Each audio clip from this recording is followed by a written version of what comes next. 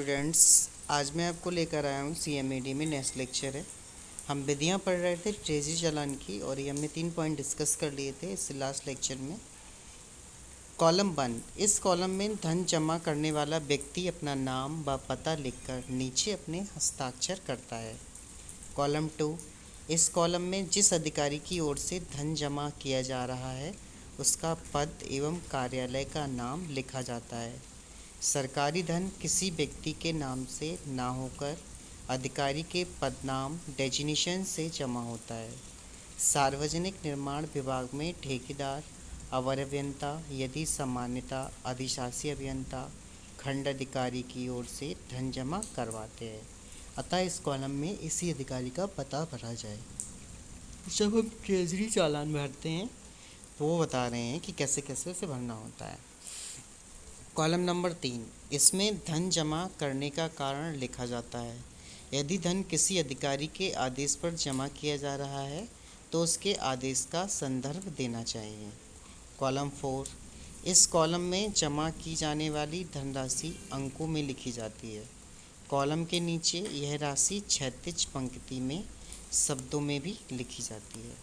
Column 5 and 6, यह column विभागीय अधिकारी जिसकी ओर से धन जमा किया जाता है के कार्यालय द्वारा भरा जाता है।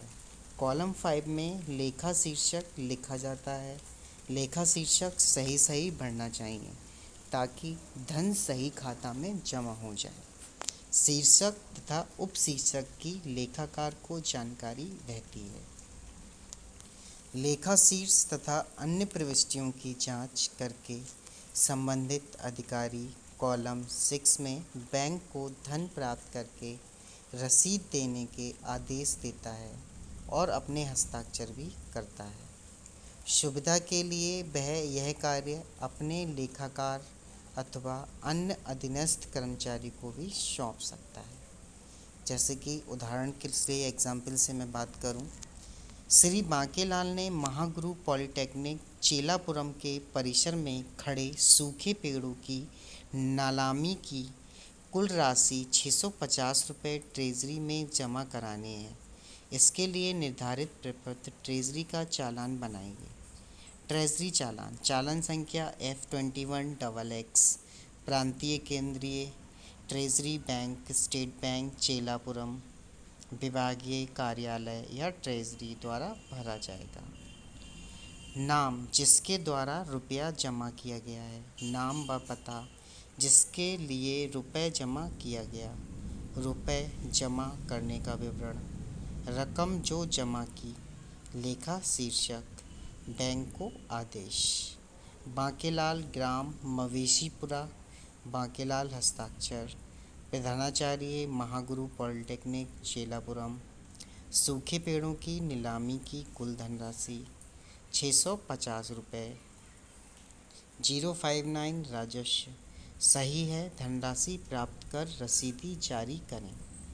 आदेश देने वाली अधिकारी के हस्ताक्षर व पद हस्ताक्षर, प्रधानाचार्य पॉलिटेक्निक महागुरु पॉलिटेक्निक चेलापुरम।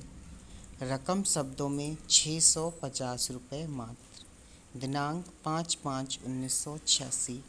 धनराशि प्राप्त की 650 रुपये। हस्ताक्षर नगदीलाल रोकड़िया लेखाकार। ठीक, एजेंट कोषागार अधिकारी दौलत राम। जमा धनराशि का विवरण।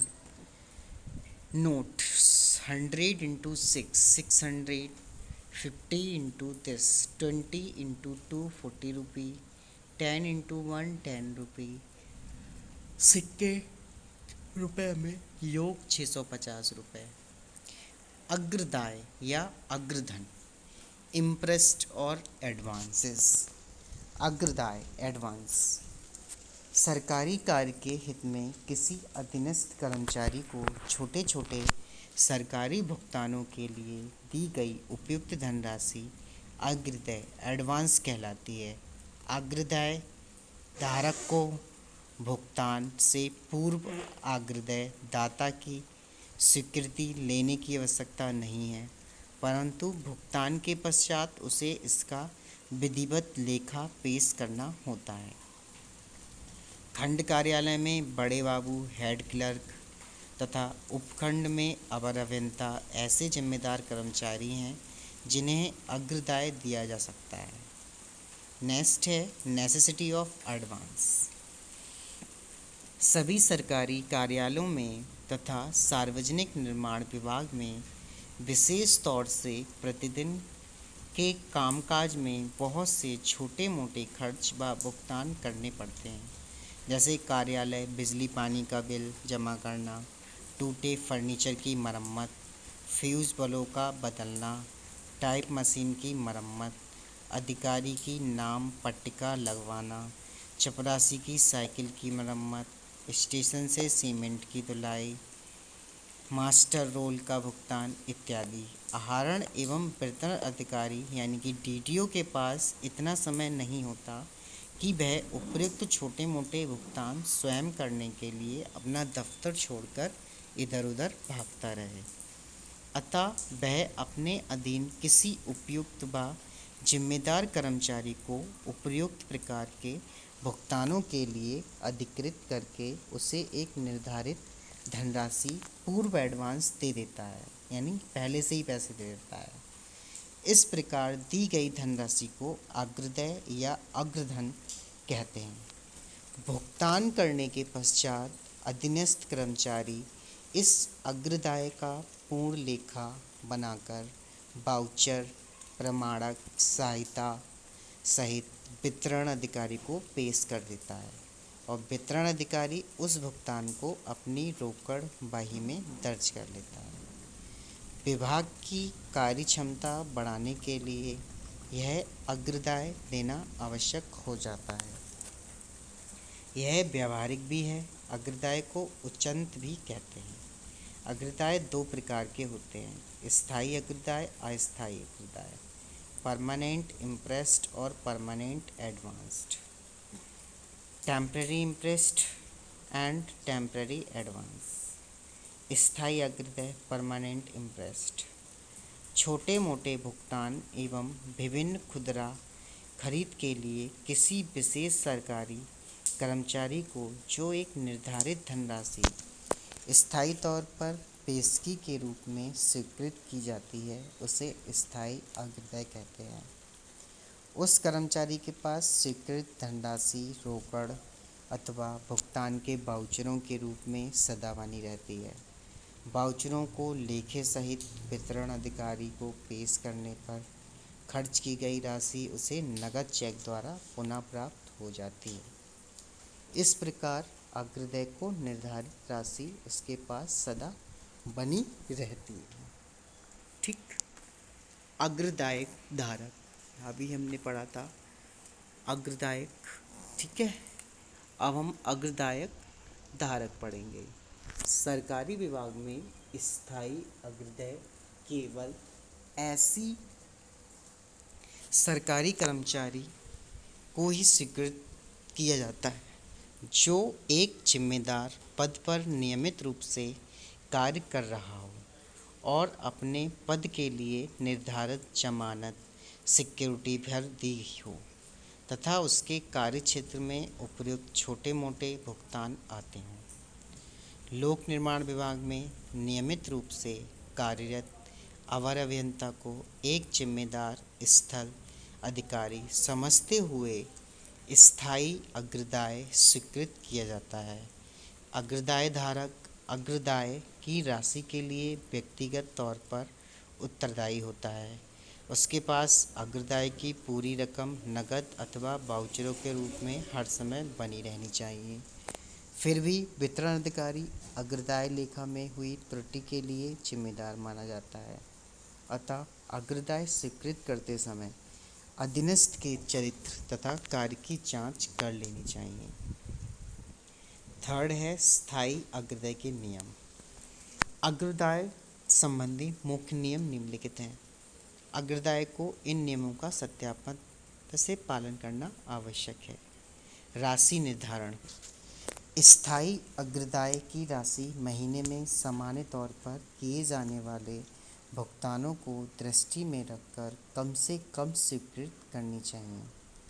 बड़ी राशि स्वीकृत करने पर कर्मचारी के पास सरकारी रोकड़ा बेकार पड़ी रहेगी, जो उचित नहीं है। व्यक्ति धन की पूर्ति। जब भी स्थायी अग्रदेय की राशि लगभग समाप्त होने वाली हो तो प्रपत्र 2 पर लेखा बनाकर व्यय की गई रकम की पूर्ति रिकूपमेंट कर ली जाती है। इस प्रकार कर्मचारी के पास पुनः अग्रदेय की पूरी राशि उपलब्ध हो जाती है।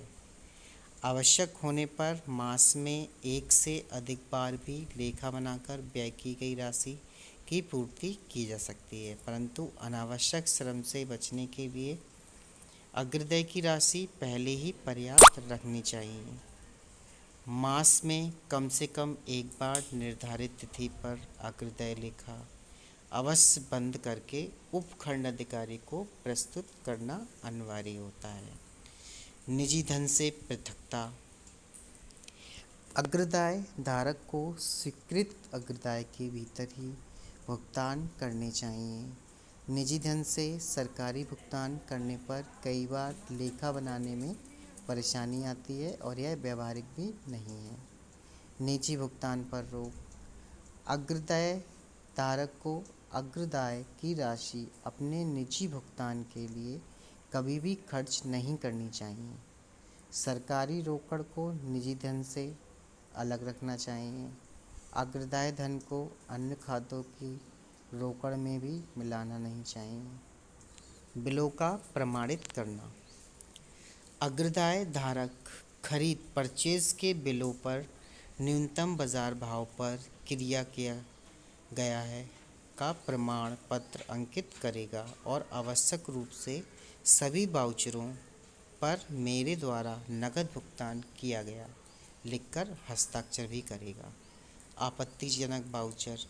यदि अग्रदाय लेखे से संलग्न किसी वाउचर पर वितरण अधिकारी को आपत्ति है, तब भी व्यय की गई पूरी राशि की पूर्ति कर दी जाती है और आपत्तिजनक वाउचर की रकम को अग्रदाय धारक में नाम आपत्ति दूर होने तथा विविध अग्रिम मिसनेसेस पीडब्ल्यू एडवांसेस में दिखाया जाता है। आपत्ति का निराकरण हो जाने पर यह अग्रिम समंजित कर दिया जाता है। अग्रदाय में बढ़ोतरी। अधिशासी अभियंता स्थायी अग्रदेय की राशि को आवश्यकता अनुसार कभी भी घटा या बढ़ा सकता है, परंतु 100 रुपये से अधिक स्थायी अग्रदेय के लिए शासन की पूर्व स्वीकृति दरकार है। अग्रदेय लेखा तैयार करना कैसे करते हैं? तो सबसे पहले हम जांच करते हैं लेखा प्रपत्र की। ठीक है, सबसे किसकी जांच करते हैं? लेखा प्रपत्र की। प्रपत्र के कॉलम दोनों प्रतियों में लेखा और लेखा बंदी। स्थायी अग्रदेय लेखा प्रपत्र 2 पर तैयार किया जाता है। यह प्रपत्र पृष्ठ 200 पर छापा गया है। यह फॉर्म अस्थायी अग्रदेय के लिए भी प्रयोग किया जाता है। प्रपत्र के कॉलम अग्रदेय लेखा प्रपत्र के 6 कॉलम होते हैं। कॉलम 1 में भुगतान की तिथि, 2 में वाउचर संख्या, 3 में भुगतान का पूरा विवरण, 4 में भुगतान की राशि अंकित की जाती है। कॉलम 5 में लेखे का योग किया जाता है। कॉलम 6 में लेखा शीर्षक लेखा द्वारा भरा जाता है। थर्ड पॉइंट है 2 प्रतियों में लेखा। अग्रदेय लेखा 2 प्रतियों में तैयार किया जाता है।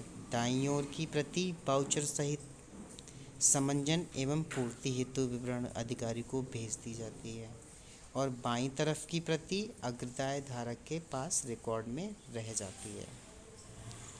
लेखाबंदी अग्रदाय लेखा राशि के व्यय को हो जाने पर महीने में कभी भी बंद करके रोकड़ पूर्ति के लिए भेजा जा सकता है, परंतु महीने में कम से कम एक बार 25 तारीख तक यह लेखा अवश्य बंद करके वितरण अधिकारी को भेजना अनिवार्य है, ताकि वह उस मास की रोकड़ बही बंद करने से पूर्व उसमें अग्रदेय लेखे का अंदराज कर सके। ठीक। फिर है धन प्राप्ति की लाल प्रविष्टियाँ।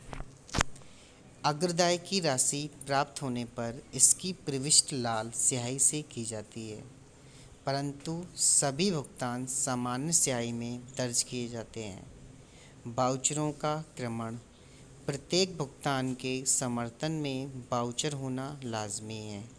सभी वाउचरों को तिथि अनुसार लगाकर उन पर क्रम संख्या डाल दी जाती है और उसी क्रम में उनको लेखा प्रपत्र में चढ़ाया जाता है।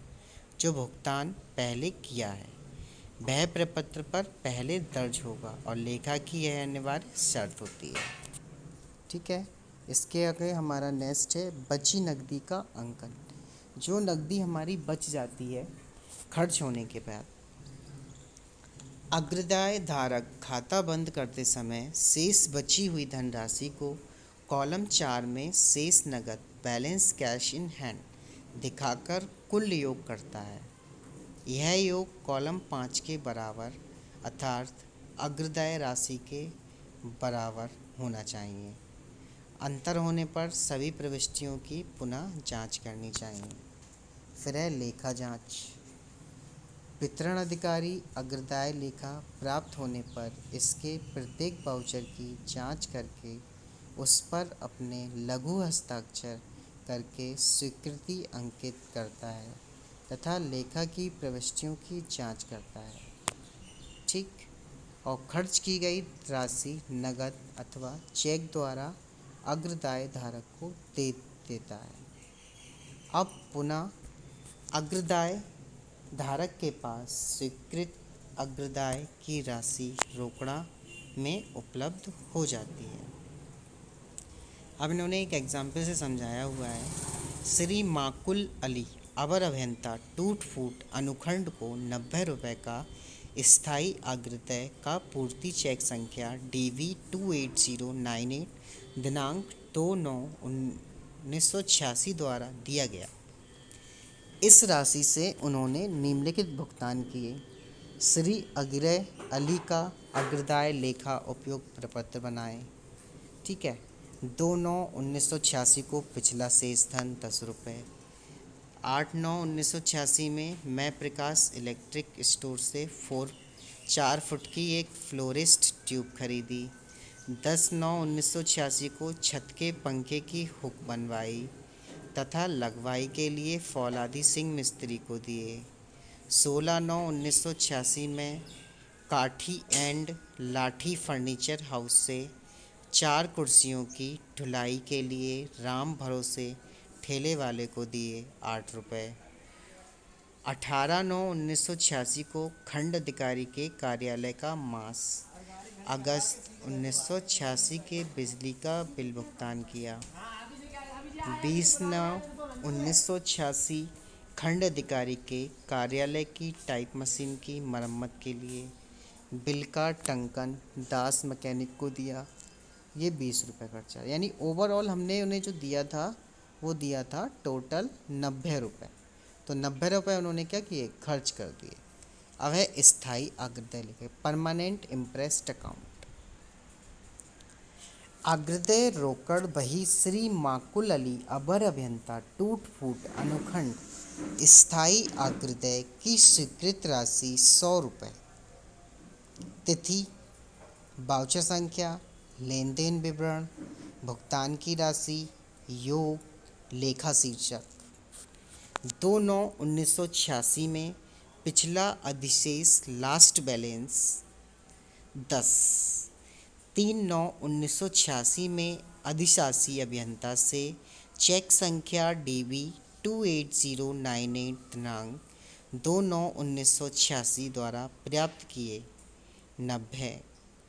8/9/1986 एक मैं प्रकाश इलेक्ट्रिक स्टोर से एक फ्लोरिसेंट ट्यूब 4 फुट लंबी क्रय की। 10/9/1986 को छत के पंखे का हुक बनवाई तथा लगाई के श्री फौलादी सिंह मिस्त्री को दिए। 16/9/1986 को 3 वाउचर नंबर 3 में मैं काठी एंड लाठी फर्नीचर हाउस 4 कुर्सियों की ढुलाई के लिए राम भरोसे ठेले वाले को दिए। 18/9/1986 को खंड कार्यालय का बिजली का बिल माह अगस्त 86 का भुगतान किया। तो भुगतान की राशि 30/10/8/40 10/90 अनुरक्षण भवन फर्नीचर और अनुरक्षण। तो उन्होंने बताया कि कैसे हमने लेन देन का विवरण रखा, कैसे कैसे हमने इसमें कंफर्मेशन किया। ठीक है। खंड अधिकारी के लिए 20/9/1986 को खंड अधिकारी कार्यालय के लिए टाइप मशीन की मरम्मत का बिल टंकन बांस मैकेनिक को दिया। योग शेष धनराशि नगद कुल योग समजन तथा पूर्ति हेतु जमा किया। माकुल अली अवरविंता। ठीक। पर्याप्त राशि की प्रविष्टियां लाल स्याही से की जाएंगी। यह इसके स्थान पर महीन टाइप अपनाई गई है। ओके स्टूडेंट्स, तो आज के लिए आपका CMED में इतना ही। नेक्स्ट टॉपिक हम पढ़ेंगे नेक्स्ट लेक्चर में। Thank you student.